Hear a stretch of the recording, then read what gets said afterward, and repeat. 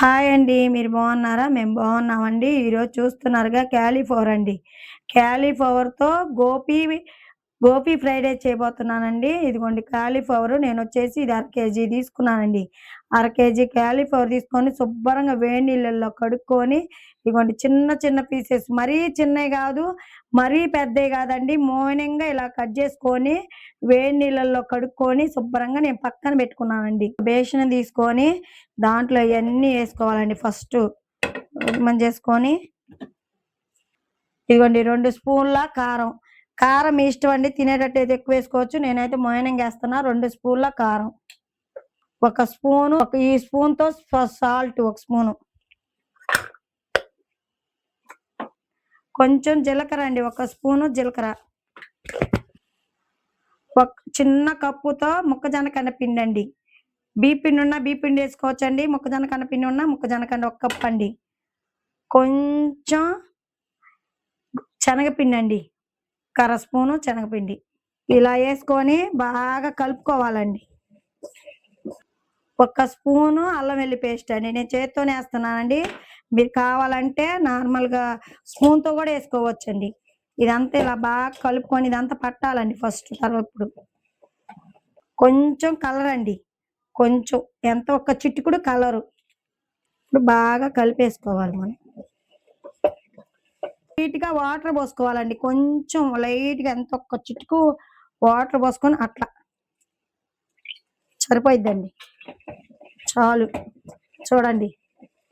ఎట్లా వచ్చేసిందంటే ఇదంతా ముక్కలకి బాగా పట్టాలండి. ఇట్లాగా చక్కగా మనం కలుపుకోవాలండి. మొత్తం దీని ముక్కలకి ఇలా పట్టేయాలి. ఇలా పట్టేసినాక ఇది తీసుకొని కలుపుకొని పక్కన పెట్టేసుకుందాం. ఒక 5 నిమిషాల పాటు మనం పక్కన చూడండి ఒక బాండీ పెట్టుకొని దానికి సరిపోయేంత ఆయిల్ పోసుకోవాలండి. నేను సన్‌ఫ్లవర్ ఆయిల్ ఫ్రీడమ్ వాడుతున్నానండి. చాలా బావుంటది. మన చేతికి ఏదైనా అతుక్కోకుండా నీట్‌గా ఉంటది. ఈ ఆయిలు చాలా బావుంటది. కొలెస్ట్రాల్ ఉన్నా ఏదున్నా మనకు ఆరోగ్యానికి చాలా మంచిది ఫ్రీడమ్ ఆయిలు. నేను ఫ్రీడమ్‌లో ఫస్ట్ నుంచి వాడతాను. అదే ఆయిలు మన బాండీలో మనకు సరిపోయేంత మనకు ముక్కలు మునిగేంత ఆయిల్ పోసుకొని బాగా మనం ఈ పీసెస్ ఇలా ఒక్కొక్కటిగా యేసుకోవాలి. తక్కువ మంట పెట్టుకుంటే ఇవి గూడా బాగా ఉడుకుతాయండి. మనం చిన్న మంట స్లోలో పెట్టుకొని బాగా ఉడికించుకుందాం అన్నీ ఇలా యేసేసి. చూడండి చక్కగా మనకిట్లాగా కలర్‌ఫుల్‌గా ఎంత బావుందండి. చాలా బావుందండి. గోపి అండి కాలీఫ్లవర్ ఇది. కాలీఫ్లవరు చక్కగా మనం ఇలా చేసుకున్నాం చూడండి ఎంత బావుందో కలర్‌గా. ఇప్పుడు ఇంకొక 2 నిమిషాల్లో ఉడికిపోయిద్దండి. తీసి మనం పక్కన ఇవి చేసేసుకున్నాం గదా! మనం చూపించాం గదా! ఎలా చేసుకోవాలో దీని విధానం ఏందో. ఇవి ఇప్పుడు పక్కన పెట్టేసుకొని చూడండి బాండీ పెట్టుకోవాలండి. ఫస్ట్ ఒక పెద్ద బాండీ పెట్టుకోవాలి. మీరు రైస్ ఎంత తీసుకుంటే దానికి తగ్గట్టు బాండీ పెట్టుకోవాలండి. నేను ఒక అర కేజీ రైస్ తీసుకున్నానండి. అర కేజీ రైస్‌కి బాండీ పెట్టుకొని ఫస్ట్ కొంచెం ఆయిలేసుకోవాలండి. కొంచెం ఒక అర స్పూను ఆయిల్ ఇదిగోండి దీంతో అరగంట అండి. గంట కాదండి అరగంట ఆయిలు. చూడండి ఆయిల్ వేడెక్కింది కండి. ఆయిల్ వేడెక్కాక ఉల్లిగడ్డలండి. ఉల్లిగడ్డలొచ్చేసి సన్నగా కోసుకున్న 2 పెద్ద సైజు ఉల్లిగడ్డలు. ఇవి కొంచెం కలరు చేంజ్ అయ్యేటట్టుగా ఏంచుకోవాలండి.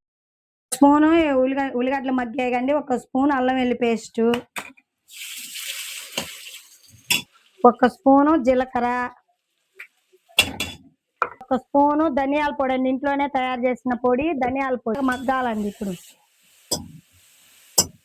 ఒక స్పూను పసుపు సాల్ట్ అండి. ఇది ఒక స్పూను సాల్టు. ఇందాక దాంట్లోకి వేసుకున్నాం కాబట్టి దీంట్లోకి తక్కువే పట్టిద్దండి. తక్కువేనే వేసుకోవాలి. వేసుకున్నాం కదా ఉప్పు వేసుకున్నాక ఇప్పుడు కారం అండి. ఒక అర స్పూను కారం. ఎక్కువ వేసుకోకూడదండి. తక్కువగా వేసుకోవాలి కారం. ఇది బాగా మొత్తం కలిపేసుకొని చక్కగా ఇప్పుడు మనం రైస్ వేసుకోవాలండి. చూడండి అల్లం వెల్లి పేస్ట్ కూడా పచ్చివాసన అంతా పోయేటట్టు మనం వేయించుకొని ఇప్పుడు రైస్ అండి. నేను వచ్చేసి బాస్మతి రైస్ తీసుకున్నానండి. ఒక అర కేజీ బాస్మతి రైస్ తీసుకున్నా. మీ ఇష్టం అండి. నార్మల్ రైస్ అయినా తీసుకోవచ్చండి. నేను ఒక అర కేజీ బాస్మతి రైస్ తీసుకున్నా. చూడండి ఇలా బాగా కలుపుకోవాలండి. ఈ రైస్‌కి అంతా ఈ మసాలా ఉప్పు అంతా పట్టేటట్టుగా ఇలా లైట్‌గా కలుపుకోవాలి మనం. ఇదిగోండి ఒక పావు స్పూను పసుపు అండి. ఒక పావు స్పూను పసుపు బాగా కలుపుకోవాలండి. చూడండి చక్కగా మనకి రైస్ రెడీ అయిపోయిందండి. ఇప్పుడు దీంట్లోకి పక్కనే మనం ఇందాక ఆయిల్ ఉంది కండి, ఆ ఆయిల్‌లోనే కరివేపాకు, పచ్చిమిరకాయలు ఏయించుకొని పక్కన పెట్టుకున్నయి కూడా ఏసేద్దామండి. చూడండి చక్కగా మనం పచ్చిమిరకాయలు కూడా ఏసేసుకున్నాం, కరివేపాకు ఏసుకున్నాం. ఇప్పుడు ఇందాక పక్కన పెట్టుకున్న గోపి ఇదండి ఏసేసుకొని బాగా కలిపేసుకోవాలండి. కిందకి, పైకి ఒకసారి అలా కలుపుకోవాలి. రెడీ అయిపోయిందండి గోపి ఫ్రైడ్ రైస్ మనకి రెడీ అయిపోయిందండి. ఇంక ఈజీగా తొందరగా రెడీ అయిపోయింది. చక్కగా ఇలా కలిపేసుకోవాలి మొత్తం. చక్కగా చూడండి కలర్‌ఫుల్‌గా మనకు అయిపోయింది కదండీ! ఇప్పుడు మనం నిమ్మకాయ గ్యాస్ కట్టేసుకొని అయిపోయిందండి. గ్యాస్ కట్టేసుకొని ఒక నిమ్మకాయ పిండుకోవాలండి ఇలా. చక్కగా మనకి రెడీ అయిపోయిందండి. గోపి ఫ్రైడ్ రైస్ అండి. చక్కగా మనకి రెడీ అయిపోయింది. చూసారా? మనకెక్కడ కూడా చక్కగా ఇలా పొడి పొడిలాడుతూ మన బాస్మతి రైస్‌తో చక్కగా రెడీ అయిపోయిందండి. ఉల్లిపాయలు నంచుకుంటూ ఇలా గార్నిష్ చేసుకుంటే చాలా బావుంటదండి.